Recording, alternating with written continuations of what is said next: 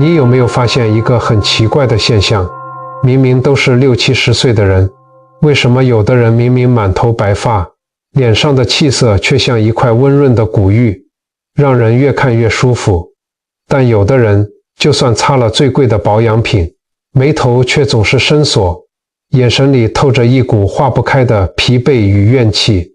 其实，当我们每天早上在镜子前忍不住用手把眼角的皮肤往上提的时候，我们真正害怕的不是老去，而是那种累了一辈子却好像什么都没留住的恐慌。我们花大钱买保健品，擦精华液，却不知道真正让我们加速衰老，长出黑斑跟皱纹的不是时间，而是我们心里对儿孙的操烦，对过去的不甘，以及生活里那些闷在心里的气。今天的内容，我们不谈世俗的抗老偏方，我要带你一窥佛学里最殊胜的秘密。你的脸其实是因果写出来的。接下来的10几分钟，我将为你揭开4种能让相貌真正庄严的神奇法则。看完之后，你就会明白如何用不用花1毛钱的4支隐形画笔，擦去脸上的苦相，养出由内而外不畏岁月的菩萨面相。佛学里有一句话，我希望大家能记在心里：心生则种种法生，心灭则种种法灭。这意味着你内心升起什么样的念头，你的世界就会呈现什么样的样貌。我们这一生，每一个念头，每一句言语，每一次取舍，都不只是在决定你的命运走向，更像是手里拿着一支无形的笔，沾着你日常行为的墨水，一笔一画的在你的面容上书写。这张脸庞就是一本活生生的账本，记录着你这一生乃至累世所积攒的善与恶。今天我们就一起深入佛法的海洋，去打捞这4颗被世人忽视的珍珠，看看这4种写好这张脸的神奇墨水。我们要讲的第一种因果，就是6祖慧能大师所守护的那一颗清净心。很多人把相由心生当成一种励志的比喻，觉得心好的人自然好看，但这只说到了最浅的皮毛。在佛学的义理中，清净心是一种极强的无形能量。我们可以把视线拉回到1300多年前的岭南，那个时候慧能大师刚刚接过5祖弘忍大师传下的衣钵，为了躲避同门的追逐与纷争，他隐姓埋名，在猎人队里生活了整整15年。各位朋友，请你们试着想象一下，一个不识字的砍柴人，在最艰苦、最血腥的环境里，每天面对的是刀耕火种，面对的是生死杀戮。在那个充满血气与争斗的猎人堆里，一般人恐怕早就变得满面横肉，眼神犀利了吧。但他那15年只做了一件事，就是守住自己的心。他曾说：不思善，不思恶，正与摸时，哪个是明上座本来面目？这就是清净心的极致。他看穿了世间一切的幻象，不再被情绪抓捕。愤怒来了，他只是看着；恐惧来了，他只是看着；妄想升起了，他依旧只是静静地看着，然后随手放下。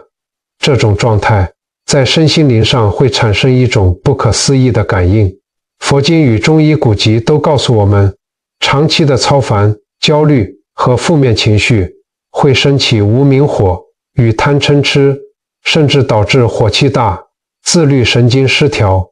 这些毒素跟夜风就像酸雨一样，会消耗我们的精气神，加速福报与元气的流失，让气血变得瘀滞，让脸色变得灰暗、松弛，甚至长出各种奇奇怪怪的老人斑跟黑斑。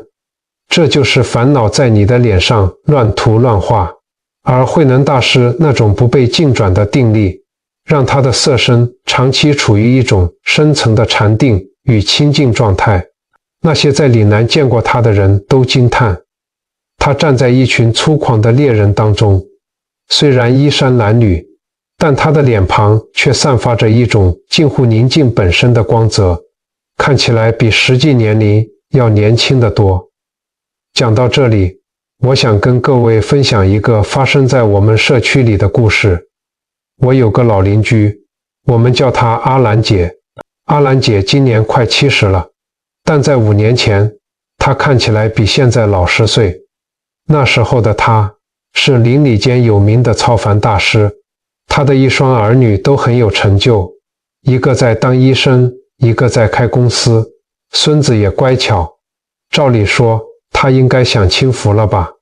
结果呢，她每天都在担心，儿子今天工作累，她担心儿子元气大伤；女儿公司要扩张，她担心女儿遇上小人；孙子要考明星高中，她更是整晚睡不着，每天盯着成绩单看。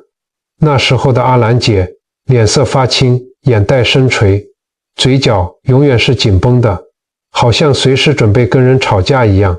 她常跟我抱怨，老师啊，我这辈子都在为他们活，为什么我全身都是病痛？这张脸看起来这么苦。后来，阿兰姐接触了佛法，学会了观心。有一天，她突然悟到了一件事，她发现自己以前的那些操心，其实根本不是爱，而是控制，是自己内心的贪执。她想控制儿女的人生，想控制孙子的未来，来满足她内心的安全感。这份强大的控制欲，就是写在她脸上最深的一道皱纹。当她看穿了这一点，她开始练习随缘。儿女的事情，她不再过问细节，只是默默地在佛前为他们祈福。孙子考得好不好，她笑笑说，尽力就好，每个人有每个人的福报。不到半年的时间，我们这些邻居都吓到了。阿兰姐脸上的那股戾气消失了，原本紧绷的皱纹竟然慢慢舒展开来，那种操烦引起的黑斑也淡了很多。最重要的是，她的眼神变了，变得温柔而清澈。清净心这支笔，帮她把脸上的苦相一点一滴地擦去了。除了对家人的操烦，我们到了这个年纪，最难面对的还有身体的衰老与病痛。很多长辈常常跟我说，老师，我这里痛那里酸，关节一遇到下雨天就发作，晚上都睡不好，脸色怎么可能会好看？这是一个很真实的痛点，但在佛法里，痛和苦是两回事。痛是4大不调的色身反应，而苦是我们心里对痛的抗拒和恐惧。我有另一位学佛的长辈，他常年受风寒骨痛所苦，但他每一次痛起来的时候，他不会去抱怨老天爷不公平，也不会愁眉苦脸，他会安静地坐在那里，把心静下来，只是去感受那个痛。他跟我说，痛也是一种业力显现，你越抗拒它，你的气脉就越紧绷，面相就越扭曲。当你用清净心去接纳它的时候，痛就只是痛，它不会变成苦。你看这位长辈，虽然色身有病痛，但他的眉宇之间却有一种不可思议的祥和，因为他懂得你的脸其实是因果写出来的，他不让病痛带来的怨气写上自己的脸庞。我们无法阻止色身的衰老，但我们可以决定用什么样的心态去面对。真正的清净心不是叫你什么都不管，而是叫你管好自己的念头。我们每天打开群组，看到那些让人恐慌的假新闻与网络谣言，心里是不是又开始焦躁了？看到隔壁的小孩考上好学校，心里是不是又不平衡了？每当这些念头升起的时候，请你学学慧能大师，跟自己说一声，这只是幻象。你那1秒钟的停顿，那1秒钟的放下，就是一次最顶级的气血回补与消业。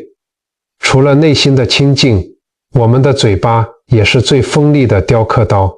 我们要讲的第2种因果叫做善与业力。各位朋友，你们有没有听过一句话，语言是不带刀子的凶器，也是不用钱财的布施。在佛经的记载中，有一位非常出名的女性，叫做茉莉夫人。据说茉莉夫人的出身非常平凡，甚至有人说她小时候长得一点都不漂亮，皮肤黝黑，五官也很普通。她当时只是波斯匿王府里一个地位卑微、负责管花园的侍女，但在那个重男轻女、阶级森严的时代，茉莉夫人却展现出一种非常罕见的人格特质。她从小就养成了一个奇特的习惯，无论对谁说话，她都会在心里先过一遍。她会想，我这句话说出去，对方听了会不会受伤，会不会难过？如果会，我宁可把话吞回去。这就是佛法里说的爱语。这种极深的温柔让她在漫长的岁月里积累了厚重的善语业。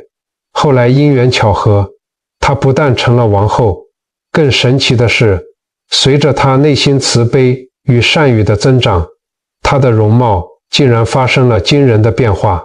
人们发现，这位王后的五官虽然还是原来的样子，但组合在一起，却透出一种让人移不开眼的尊贵、祥和与典雅。后来弟子们请教佛陀，佛陀说，茉莉夫人的美是因为她长年累月积累的正语，她从不刺伤人，从不背后议论是非，这让她的气场变得无比清净。讲到口业，我想请各位朋友仔细观察一下身边的人，因为你的脸其实是因果写出来的，而你平时说出口的话，就是写在脸上的字。你有没有发现，在我们生活的巷弄里，或者是去传统市场买菜的时候，总会遇到这两种长辈。一种人，我们叫他抱怨阿姐，他一开口就是，你看现在菜价这么贵，我那个媳妇真的很懒，天气怎么这么热？他的话语里永远带着刺，带着不满。你仔细看他的脸，因为长期习惯抱怨、批评，他的嘴角往往是下垂的，眉心总是锁在一起，眼神里带着一种说不出的刻薄感。哪怕他用再贵的粉底液，也掩盖不住那种从骨子里透出来的衰败感。因为当恶语说出口的那一刻，你的面相是紧绷的，你的气场是混乱的，最先被伤害的其实是你自己。每一句刻薄的话，都在你的脸上刻下一道名为尖酸的纹路。而另一种长辈，就像我常去的一家素食摊位的老板娘，她皮肤黝黑，手上都是常年劳作的茧子，但她每次看到人，都是那句亲切的，吃饱没？辛苦了喔。即使遇到刁难的客人，她也是温柔的解释。你去看她的脸，虽然有岁月的皱纹，但她的面相轮廓是柔和的，眼神是亮晶晶的。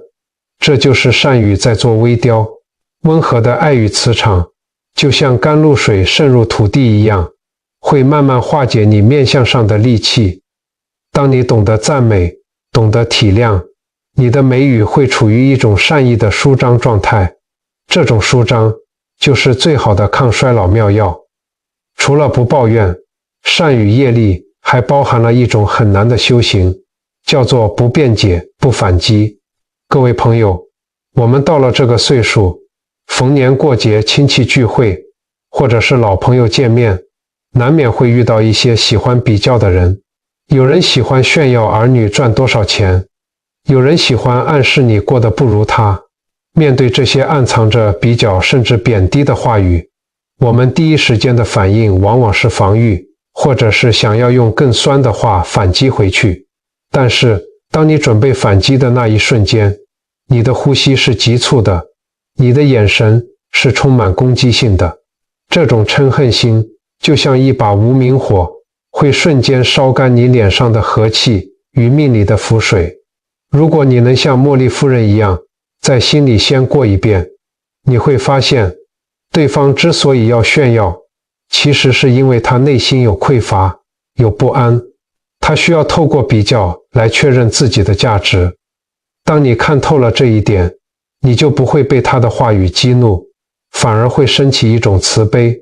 你可以微笑着听他说，甚至真诚地赞美他几句。当你这样做的时候，你其实切断了那个互相伤害的因果回圈。你的脸是放松的，你的心是敞开的。这种不随波逐流的从容，会让你的气质瞬间提升好几个档次。这才叫把福报写在脸上。接下来我们要聊聊第3种因果，这是一个关于能量流动的奥秘，也就是布施。在世俗的逻辑里，我们总觉得给出去就意味着减少，赚100块，给出去50块，我不就只剩50块了吗？但在佛法的世界里，逻辑是反过来的，给出去才是真正的得到。我们要讲一位佛陀时代非常有名的护法，叫做给孤独长者须达多。他富可敌国，但他把所有的财富都用来救济那些孤独贫困的人。最著名的故事就是他为了帮佛陀盖精舍，竟然用金砖铺满了整个园林。很多人当时笑他，须达多疯了，这简直是败家子。但他只是笑笑，他的心里有一种极大的喜悦，这种喜悦就是慈悲。真正的慈悲是自我执着的松动。为什么我们现代人容易老，容易累？因为我们整天都在想，我需要什么，我不能失去什么，别人会不会看不起我？当我们一直处于想要抓取的状态时，我们的气脉是极度紧缩的，这种紧缩会阻碍气血的流动，让你的气色变得暗沉、枯黄。而须达多在布施的过程中，他的心是完全敞开的，那种给予带来的喜悦是一种极殊胜的正能量与功德，会滋养你的法身慧命，畅通你全身的气脉。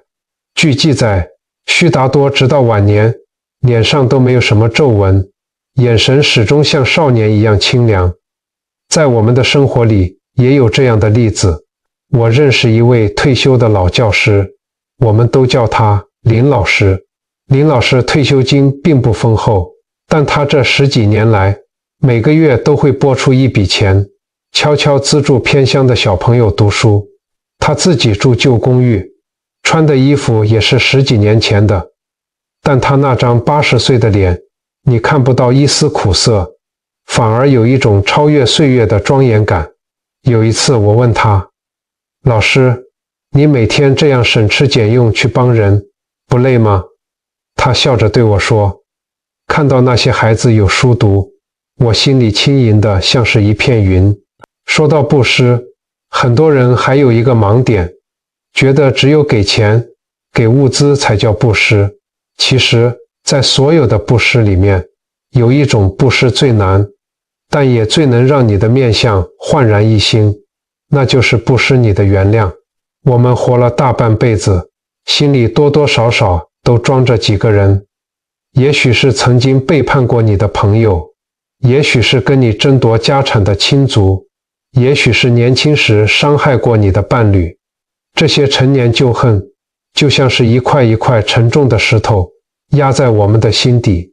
老一辈常说，万病皆由心生，中医也讲气滞血瘀。当你心里恨着一个人的时候，你的经络是堵塞的。你有没有看过那些心里充满仇恨的人？他们的脸色通常是暗沉的，甚至带着一股青黑之气。因为你的脸其实是因果写出来的，怨恨的毒汁跟业障每天都在消耗着你的精气神。原谅别人其实不是为了放过对方，而是为了放过自己。当你愿意在心里对那个人说一句，我放下你了，我不恨你了，那一瞬间，你会感觉到心里有一块大石头落了地，你堵塞了几十年的气脉，突然间就通了，气血一通，脸色自然就亮了起来。这就是放下带来的回春之效。你把占据在心里的怨恨清空了，慈悲和喜悦才有空间住进来。所以，不是一个原谅，不是一个微笑，在公车上让个座。只要你开始给予，你的福德之水就开始流动。各位朋友，我们再往深处看一看，很多长辈脸上那一抹化不开的愁容，往往不是因为钱不够花，而是因为跟儿女、跟老伴之间的结打不开。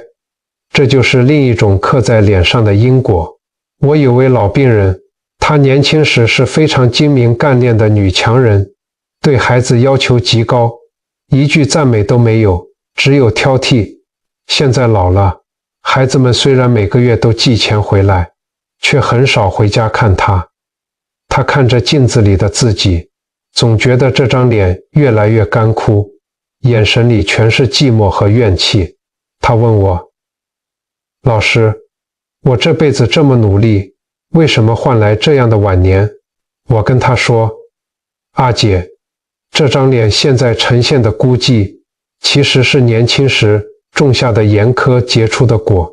那时候说出口的每一句重话，都在孩子心里筑起了一道墙，也同时在你自己的嘴角刻下了冰冷的线条。这就是因果最直接的书写。想要改变这张脸，得先从不失温暖开始。哪怕孩子只是偶尔打个电话，你不再抱怨，而是学会说一句谢谢你，妈妈很好。当你学会不失慈悲给身边最亲近的人，你那张紧绷了几十年的相貌才会真正的由内而外开始回软，开始有光。再者，我们要聊聊老后的尊严。很多人怕老，是怕老了变得卑微，变得没人理。但大家有没有发现，有的老人家坐在那里，就像一棵苍劲的老松，让人不自觉地升起恭敬心。这就是我们前面提到的定力与专注修出来的。你的脸其实是因果写出来的，你过去几十年的修养与福慧，就是你现在最好的装饰品。在我们这里的社区生活里，我们常说老来俏，这个俏不是说打扮得多花俏，而是你脸上那份不畏老、不求人的从容。当你学会了持戒，断掉那些无谓的攀比心，不再羡慕谁的孙子比较出息，不再计较谁的退休金比较多，你的眼神就会定下来。这份定会让你的面相轮廓显得坚毅而温润，这是一种不需要任何金钱堆砌就能拥有的高贵感。这种美是因果对一个认真生活、慈悲处事者的最终奖励。所以，朋友们，不要去羡慕那些年轻人的平滑皮肤，他们有的是青春，而我们有的是岁月淬炼出来的相。这张脸记录了我们曾经承担的责任，曾经放下的恩怨。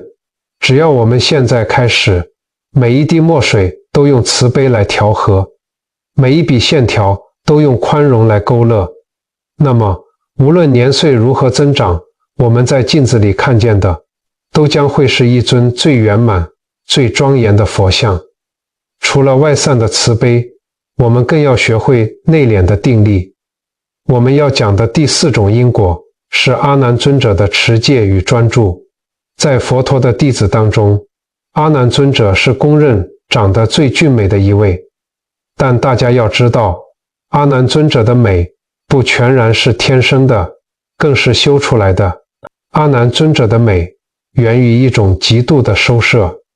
在很多人的观念里，觉得持戒是一种束缚，这不能做，那不能吃，好辛苦。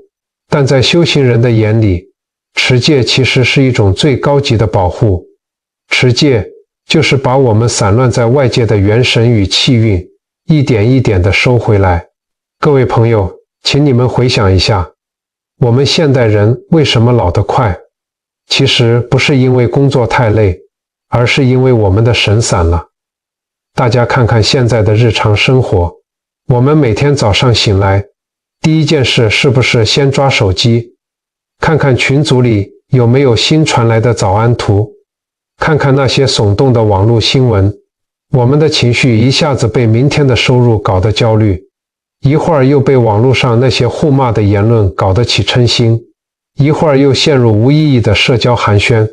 这些散乱的行为就像是在一个装满水的木桶上钻了无数个小眼，你的精气神就顺着这些小眼不停地往外漏。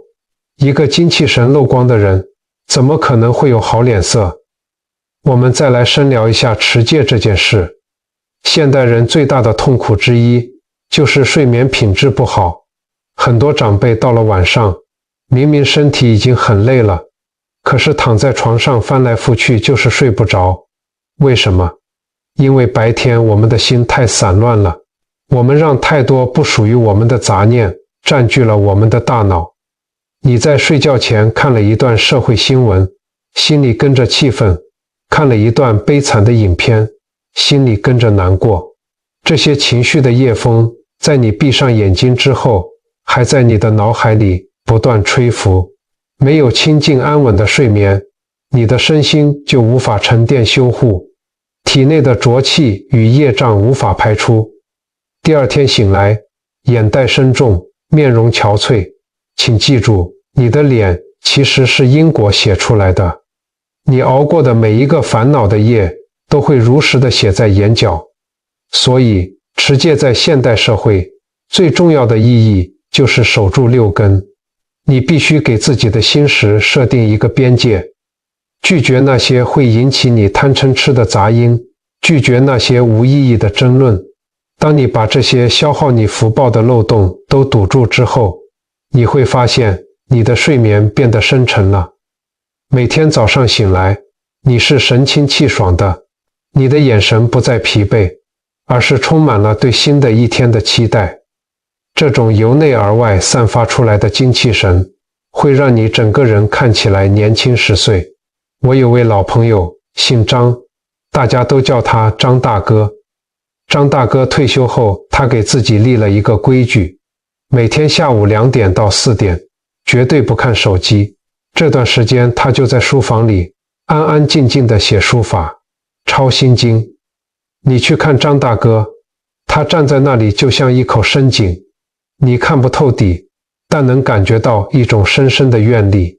他的皮肤虽然有皱纹，但气色红润，腰杆永远挺得笔直。他跟我说，老师，自从我学会关掉手机，我发现我的元神回来了。这就是收摄神光的力量。讲了这么多深奥的因果，大家可能会问，老师，道理我都懂，但我该怎么做呢？修行不需要你躲进深山，生活就是最好的道场。我建议各位朋友，从今天开始，我们一起来做4个非常简单，每个人都能做到的微练习。第一个练习，晨间的清净仪式。每天早上醒来，请你先不要急着拿手机，不要去翻看那些琐碎的消息，给自己3分钟的时间，安静地坐在床边，感受自己的呼吸。你可以在心里默念一句，愿我今天的每一个念头都能像清泉一样明亮。当你坐在床边感受呼吸的时候，你可以试着把双手搓热，然后轻轻地敷在自己的脸上，感受手心的温度传递到脸颊，在心里默默地感谢这张陪伴了你几十年的相貌，感谢这具色身为你的修行遮风挡雨。这种感恩的念头是非常殊胜的正能量，它能唤醒你脸部的祥和之光。第二个练习，爱语的慈悲实验。从今天开始，试着做一个挑战。每当你想抱怨、想批评，或者想对家人说几句刻薄话的时候，请强迫自己停顿3秒钟，问问自己，这句话非说不可吗？说了能让家里的磁场变好吗？如果不能，就请保持沉默。我们不仅要学会不抱怨，还要学会好好说话。比如你今天去菜市场买菜，你可以对摊贩说一句，你们的菜看起来真新鲜，辛苦你们了。这简单的一句话，可能会让那个疲惫的人沾染到你的欢喜心。这种善意的回向，会让你的生活充满了法喜，而法喜就是最好的保养品。第3个练习，一日一布施。除了布施微笑和善意，我们还可以练习布施时间。如果你能抽出半个小时，专心地陪伴你的老伴散散步，或者不带任何评判地听你的孩子抱怨一下工作上的不顺心，这都是非常累积功德的无畏施。当你把所有的亲近心都给了对方，对方会感受到深深的被包容与接纳，这种善缘的流动会滋养你们彼此的福田。第4个练习，收摄神光的定心时刻，每天至少找半个小时，彻底关掉手机，关掉电视。你可以认真地浇一盆花，可以静静地观察阳台上一片叶子的脉络，或者只是安静地喝一杯茶。这种专注的时刻是在为你漏失的福报打补丁。坚持一段时间，你的眼神一定会变得比以前更清明，更有神采。各位朋友，真正的庄严从来不是为了取悦别人，而是为了对得起自己这具珍贵的皮囊。佛家讲人生难得，这具色身是我们修行的载体。在给孤独长者生命的最后一段路，他的家族遭遇了巨大的变故，原本富可敌国的家产几乎耗尽，他也因为年迈卧病在床。但当佛陀去探望他时，在场的所有弟子都震撼了。那时的长者虽然身形消瘦，虽然卧病在床，但他的眼睛却亮得惊人，像星辰一样闪耀。在佛陀的引导下，长者开始回想自己这一生所做的每一件善事，那些被他帮助过的一张张感激的面孔，像跑马灯一样在他心头闪过。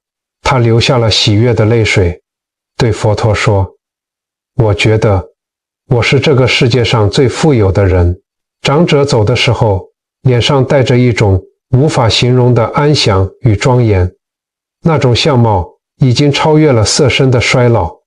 这就是布施与慈悲修到骨子里的样子。他不承诺你永远没有皱纹，但他能承诺你在任何年纪都能拥有一种让人敬畏的生命庄严感。相比之下，那些靠打针、靠拉皮维持出来的僵硬相貌，在这种慈悲的庄严面前，显得是多么的苍白与虚幻。我们这一生其实就是身处在一个巨大的因果网里，我们不断地种下念头和行为的种子。请永远记得这句话，你的脸其实是因果写出来的。你今天种下一个嗔恨，你的面相就暗淡一分；你今天升起一个善念，你的面相就明亮一分。业力是这个世界上最公正的书法家，他不会漏掉任何一笔一画。因果从来不嫌晚，只要你现在这一秒升起一个清净的念头，你身上的气脉就开始了新的流转。请你想象一下，10年后的你坐在一棵大树下，那时候的你可能白发苍苍，但你神态自若，嘴角含笑，路过的人都会忍不住停下来多看你一眼。不是因为你打扮的花俏，而是因为你身上散发出一种如不动的定力，一种大慈大悲的柔和。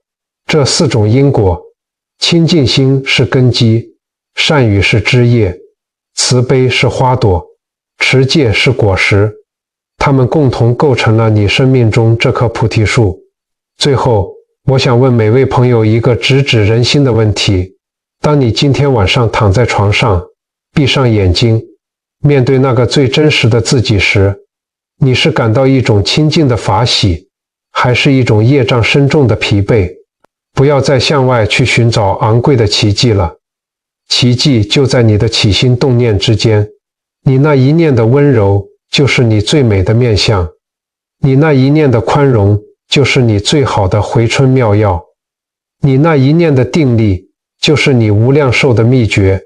愿我们都能在这喧嚣的世间守住那一颗不染尘埃的清净心。愿我们说出的每一句话都能像甘露一样滋润众生的心田。岁月不再是催人老的敌人，而是你修行的道友。它带走了多余的浮躁，留给了你深邃的般若智慧，它老去了你的色身，却升华了你的法身慧命。